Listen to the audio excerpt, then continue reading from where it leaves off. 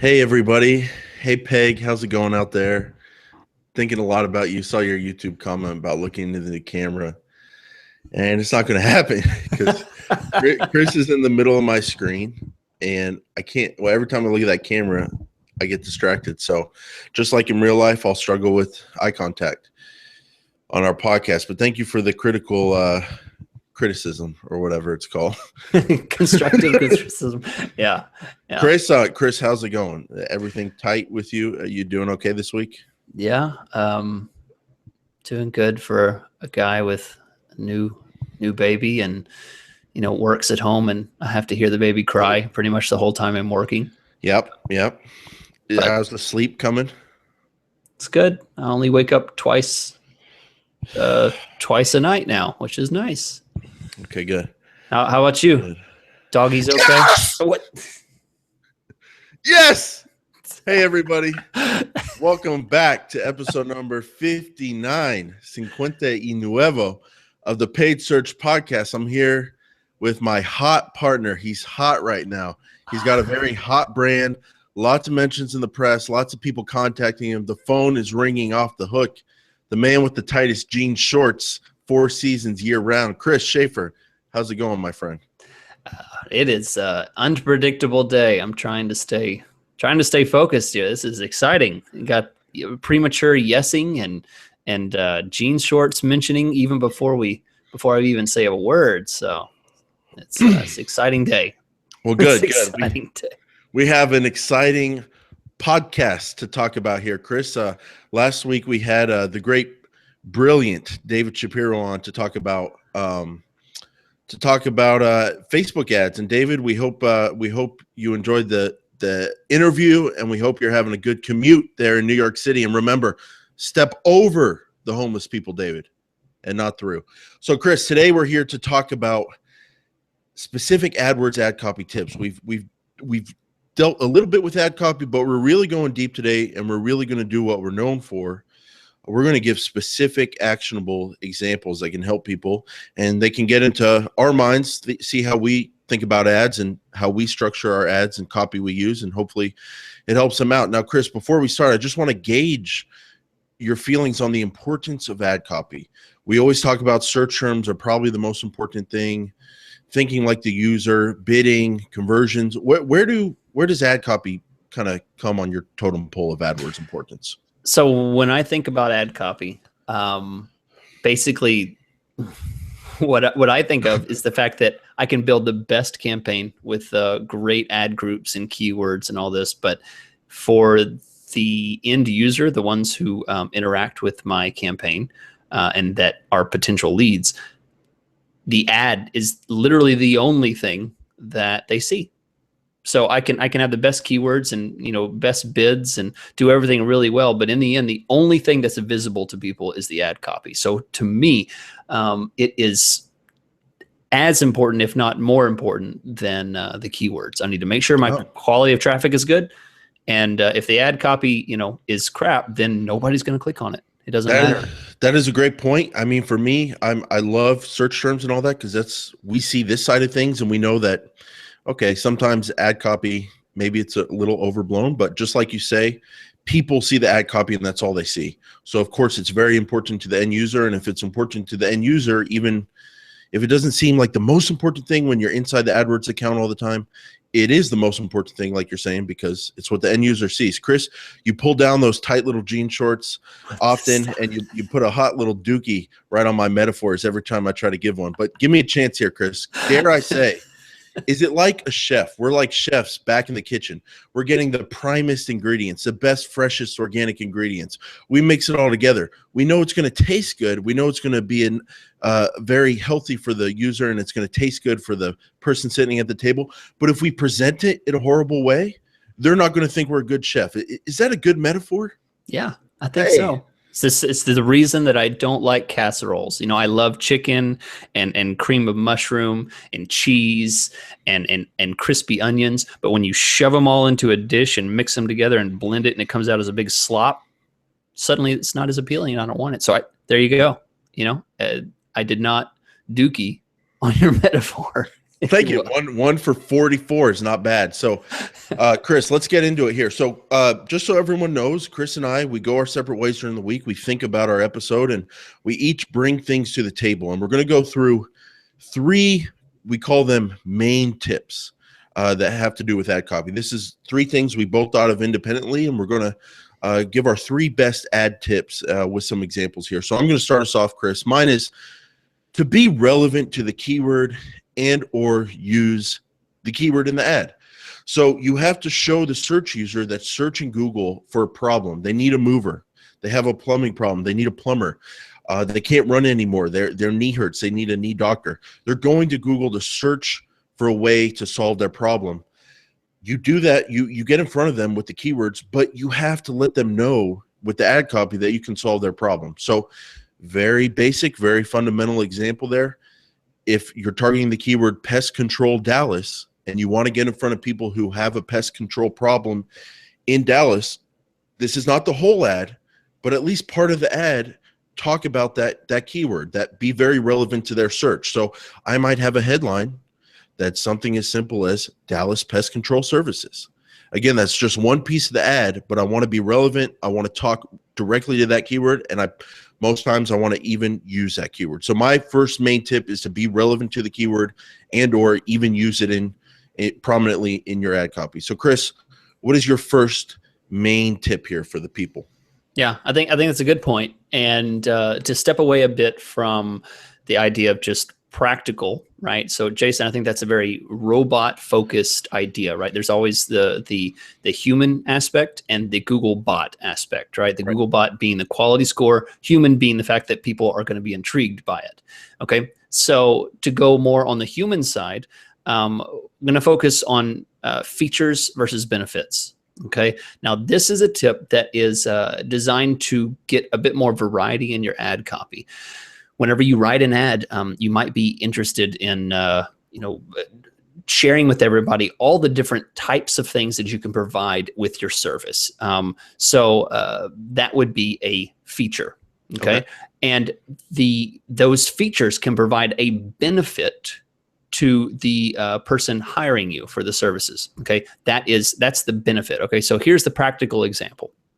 A benefit for a company that is focused on providing IT infrastructure moving services. Okay, so this is kind of like very specific type of stuff. Okay, it's a client I recently got, and it was a whole new world to me. It's really interesting, but there are movers that specifically move rack systems, server systems, across the country. Okay, so I was learning about this, and this was a big deal because they have a lot of features, but it's important to also push benefits. So a benefit of this server moving company is seamless server migration services. Okay. It's a seamless process. You don't have to worry about it, right? This is a benefit as a person who would be stressed out about the fact that they're moving their corporate headquarters from Los Angeles to New York, something like that. Okay. A feature is something that specifically they can do that would make it useful to the person. Okay. A feature would be they can, the device disconnect and reinstallation is included. Okay. So that message in the, let's say the description of the ad, probably too long for headlines, but you might mention this as a feature. They can disconnect and reconnect all of your devices for you. That's not a benefit. That's a feature. Of their services. So a feature to the end user. Mm-hmm. So keep those in mind whenever you're writing these messages to, is this a feature or is this a benefit? And I'm not saying that one's better than the other. The answer is to split and test different ways. Should I go with emotion or should I go with facts? Right. That's a great point. And, with the new expanded text ads, we have the 2 headlines and the 80 character description.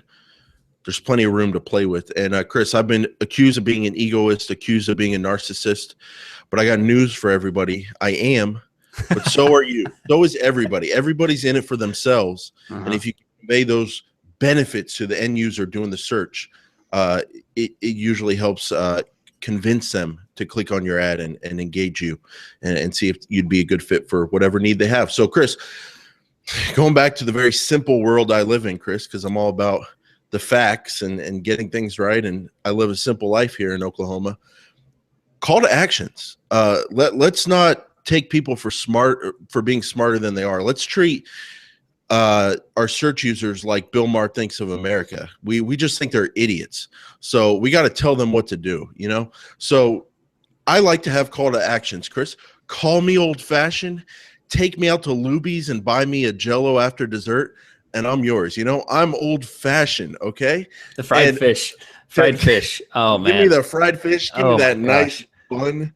Oh, I could eat man. it 7 days a week. Louis. So You know, I think that's where I'm going tonight now. Thanks a lot. Oh, man, that sounds so good. I honestly might go to Luby's and I might put a little picture on my Facebook page about it to back it up. I have not been to Luby's in years, but I need to get back there. So, Chris, call me old fashioned. I like call to actions. Okay. Get a free moving quote now. Call now. Talk to a doctor immediately. I like those call to actions, but the last one, Chris, I saw it perk your eyes there. Talk to a doctor immediately. You can combine a call to action instead of just saying call now or get a quote. You can combine it with a benefit like you just talked about. Talk to a doctor immediately. That conveys the call to action. So you're telling them to call, but it also gives them a benefit. They can get on the phone with the doctor immediately and see if they can solve their problem or if it's a good fit for what they need. So I like the idea of using call to actions in pretty much every single ad, and then also taking it to a more advanced level and combining them with benefits. So that's my second tip. Now, Chris, going back to, I did not take you for this kind of groovy swinger kind of guy. Pull up the bell bottoms there. Your title here is hit on their emotions. So you're going away from the simple because you know how to do all that stuff, and you're taking it to another level. Hit on their emotions. What do you mean by that? Right. So again, with the idea, you know, Jason, and I think this is working well. Jason, I think you're hitting on, you know, call to action is more of a personal, you know, approach. This is also in a personal approach, but just with a different spin. So call to actions, while I try and use them as much as I can in my ads, I get really bored of them because there's only so many ways you can get someone to click. Call now, you know, free quote, all this kind of stuff, right? I mean, it's very predictable. Everybody pretty much says the same thing. The fact is, sometimes what I like to do is elicit some type of emotion out of the user. So what I might say in this example is a landscaper or someone who does home improvement or something like that. I might use the search in the headline, use the headline, "Love your backyard again." Okay. So, you know, someone who's isn't comfortable where they're at, you know, they might bring those emotions forward about that they're unhappy with, you know, having to sit in the sun in an ugly backyard. Right. Someone who is searching for a birthday present for their significant other. Right. Jason, you know, our wives do have birthdays. I'm certain yours does. Mine does. And it's always the most stressful time of the year, that and Christmas and Valentine's and Mother's Day. And gosh, anyway, the idea is for some of these things, people are looking for an answer, especially if you have an e-commerce site or something. You want to strike some kind of emotion to say, this is the answer you're looking for. Like, this is the best one. This is, you know, this is what you're going for. So in this example, it's a client that does helicopter rides in a downtown area. They do tours or something like that. So the idea is you take, you know, you try and invoke some type of emotion of what they'll experience by purchasing the service. So you might say in the ad, private romantic helicopter tour of downtown. That, I mean, Mother's Day's done, you know, perfect Christmas present. You know, that sounds exactly what I'm looking for. That's an emotional, like, oh, I can see myself doing that. Can I push back? No. Yes. Okay. Can you take it? Because I see people out there asking this, and I have this question in my head too, and I have my own answer, but we'll see what you think. What if the helicopter company is worried about that second ad? Because yes, they do get lovebirds that come on dates, but they also do construction site photography or whatever. They do other stuff with their helicopters, right? They take VIPs from the airport to downtown so they can give their speech or whatever. What would you say if a client said to you, yeah, I like that ad for that search, but I mean, what would happen if a VIP going from the airport to downtown sees that ad it may not interest them. Well, I mean, this is, I can give you a very specific example. The fact is that you only put this ad copy in an ad group that would reference someone searching for a private or romantic or Valentine's or Mother's Day, some type of incentive in the ad, or excuse me, in the keyword itself that would strike this search as a personal benefit type of search. Helicopter dates. Right. That kind of Date. thing. Yeah. Gotcha. Date like that. So the idea is that you wouldn't put this in something that would say aerial photography. Right. I mean, right. You wouldn't say that. So that's the idea. Gotcha. You segregate and separate. Now, if the keyword ads was like helicopter companies Houston or whatever, and it could be someone searching either, and you don't know their intent, yeah, definitely are you not. trying multiple ads in the ad group, seeing what more people are searching, or are you coming up with I would definitely that can apply to everybody? I would definitely not put this in a general category campaign. Gotcha. It would have to be something that was specific to date or romance or couple or late night or sunset, something like that. Okay, so general would be arrive at your destination on time, take the VIP way to arrive, or whatever. Yeah. Okay, yeah. Gotcha. Good point. Yeah, I was just curious, because that was so specific. So that my next main tip here, Chris, is this is my favorite one, and I always try to think about ad copy this way. You want the click, right? There's 10 organic listings. There's the map listings. There's now ads with the map listing. I get asked every day now from clients, how do we do that? Add your ad extension for locations. I can't control that. That's your Google My Business account. I know. That's a nightmare. Chris here. But yeah, those are new ads, the new map ads that show up on the main page. And then, of course, you have all the AdWords ads. So my point is there's a ton of options for users to click on. And I like to think of when you're making ad copy, I like to think of it as earn your click, present an offer that just can't even be denied. So when I go to Google, I'm an advanced Google user, so obviously I know what's going on. But my mindset, Chris, is, okay, I'm going to throw in a search here, Movers, Oklahoma City. Everybody show me what you got. Everyone present your best offer to me, and I'll click on the ad or organic listing that gives me the best option here.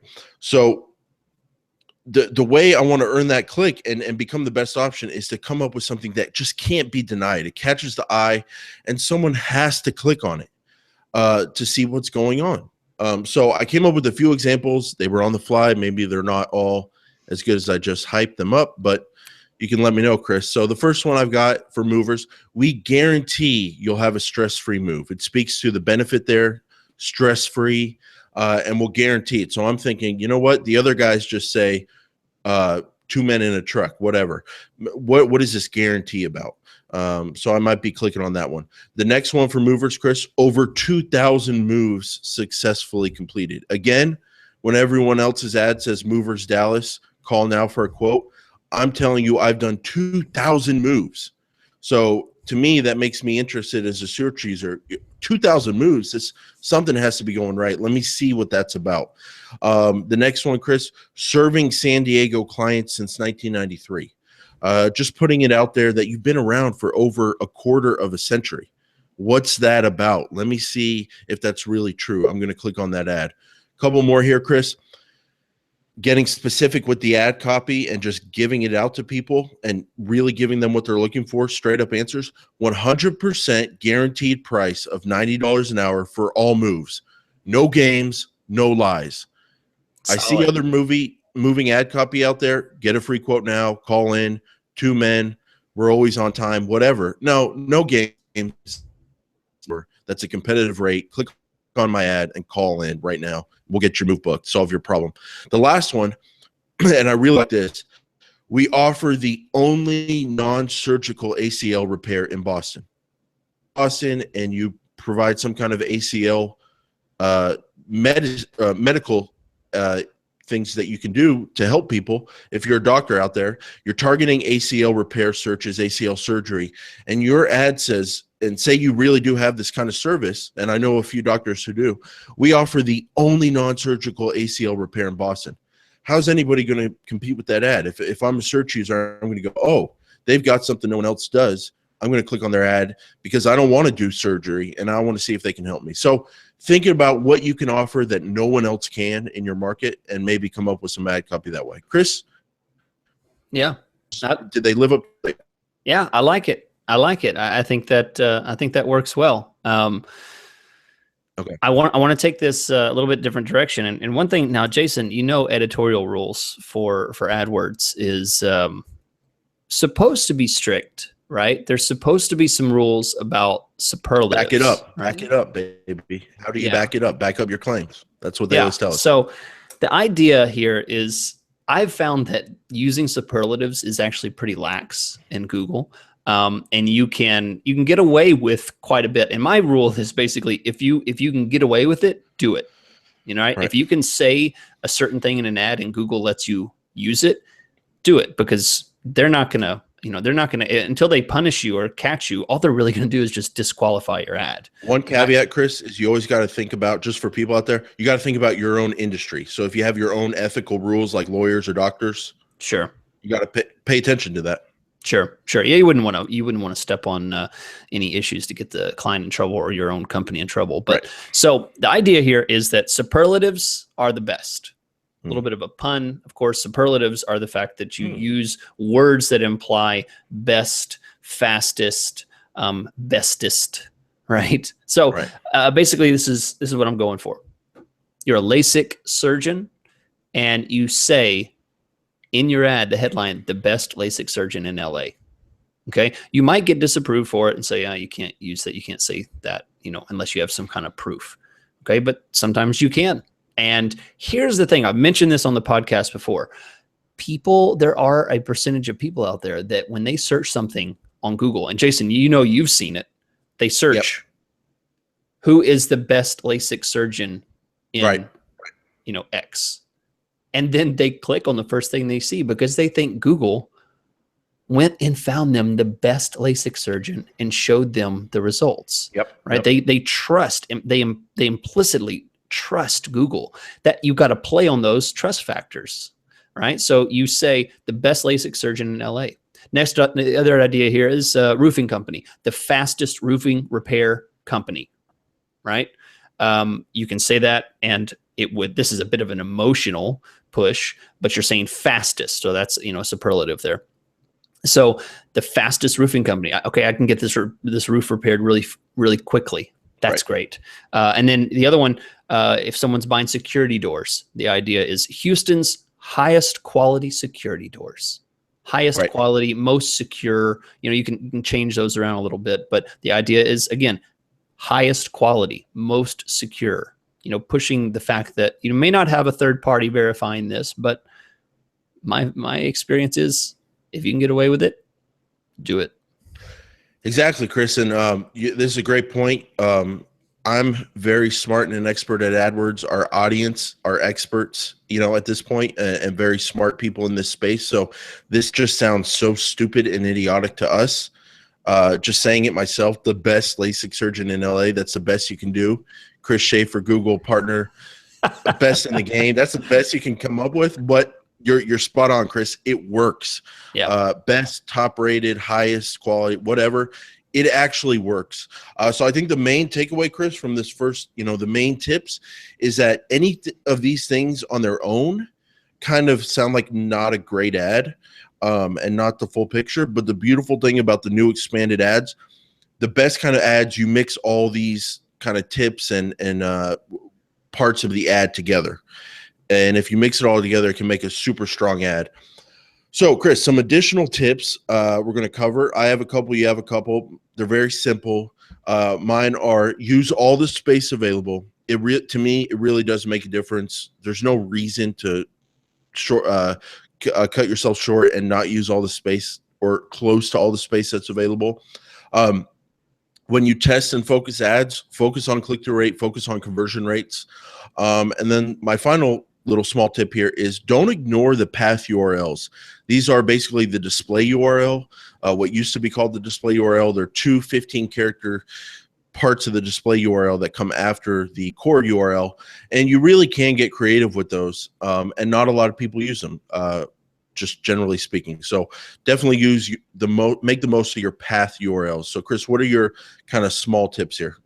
Right. So when you're writing an ad, I think I often run into clients that really get hung up on the whole idea of the description in the ad.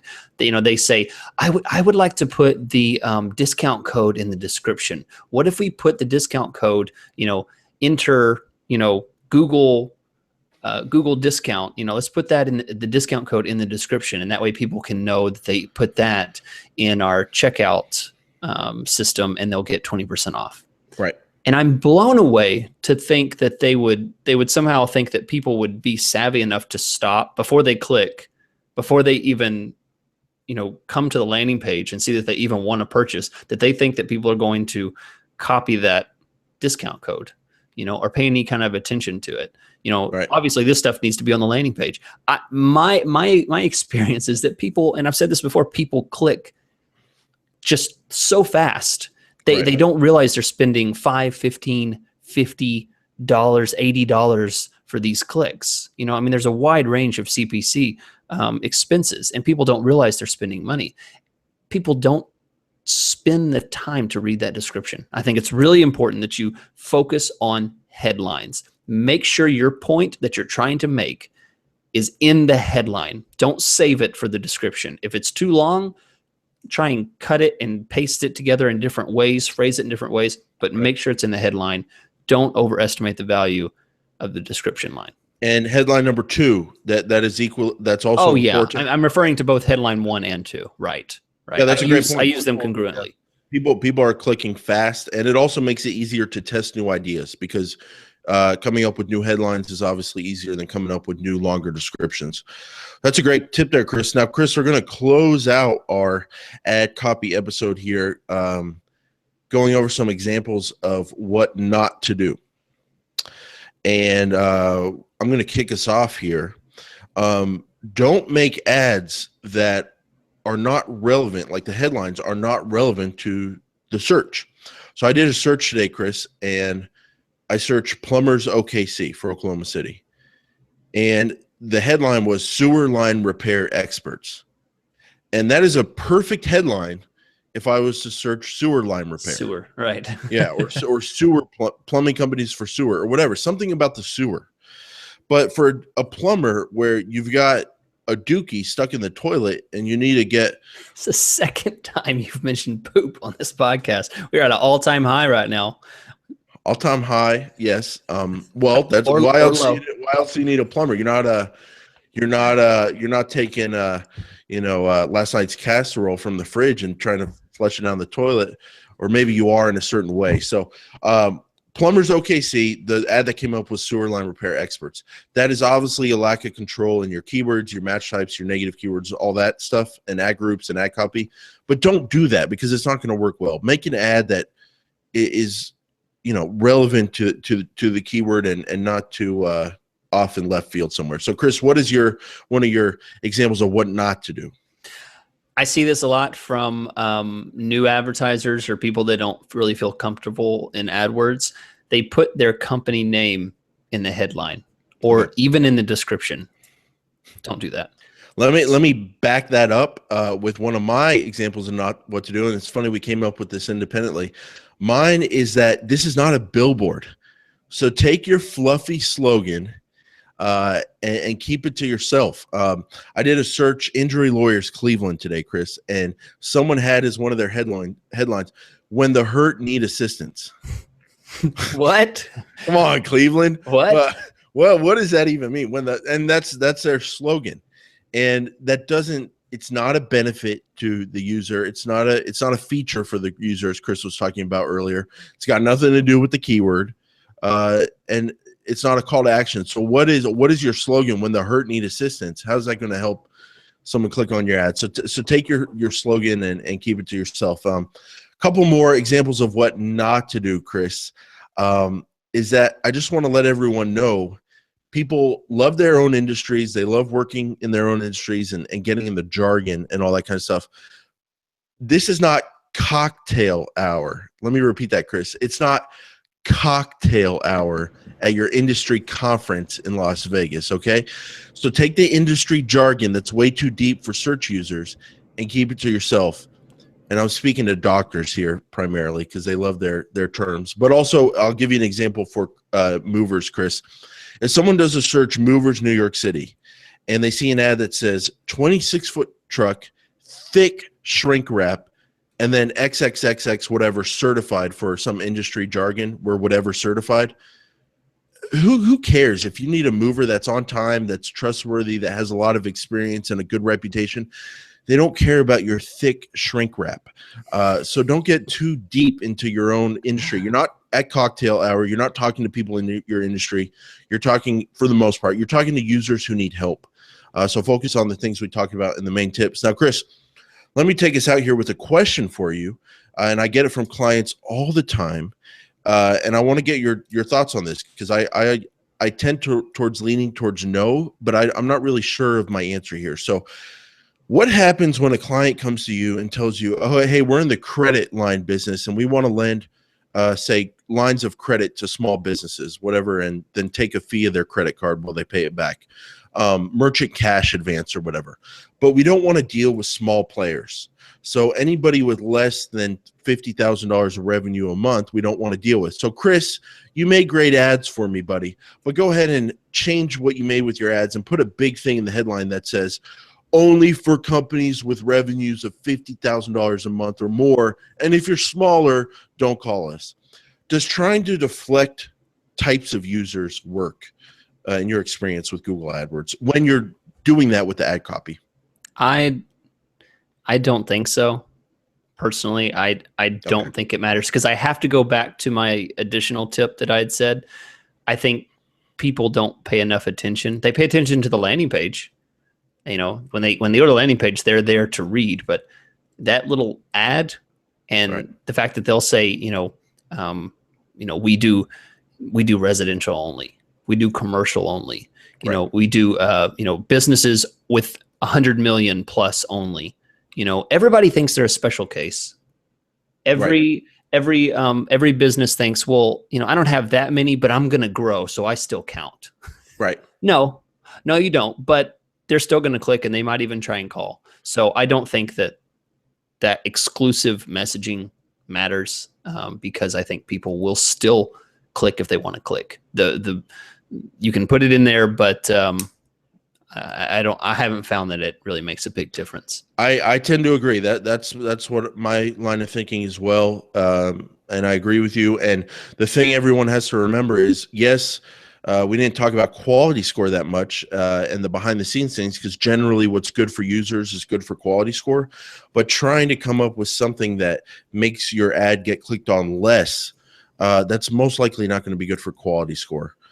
So you always have to factor that in. So Chris, hey, wow.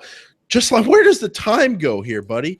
It's time to wrap up. It's time to pull up our pants back up and our jean shorts and head off to Luby. So right. Chris, you want to take us out here? I thought this was a great episode. I'd love to get your guys' feedback. Damn it, please leave us some iTunes reviews. That's the way I'm closing this show. We've got a good show here. I searched iTunes this week for AdWords, for marketing and all that kind of stuff. Come on, Chris. We got good sound quality. We look good on camera. We got good banter. We bring the facts every week. Can we get some reviews? You've seen what the other people have with reviews. I'm gonna take us out. I'm gonna take us out with this because here it is, people. When you search Google AdWords on YouTunes. I was on a roll and then I screwed it up. On iTunes. We are not first, and I think each and every one of you should take that as a personal mission to make sure that we are. Yep. If you believe that this is a good podcast, it is your fault that we are not first because we don't have enough reviews.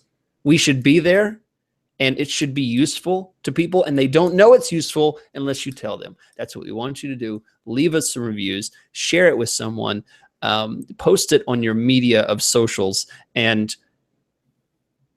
someday we'll be on Jimmy Kimmel or Jimmy Fallon, and you'll say, I took those guys there. It was me. I was part of that grassroots campaign, and we want to say thank you for that. And be sure and check us out next week, where we'll bring you more relevant, useful information about Google AdWords. And you can see I am using rule number 2 here in my outro to hit on your emotion. This is a practical example, always practical. Thanks for listening. Have a good day.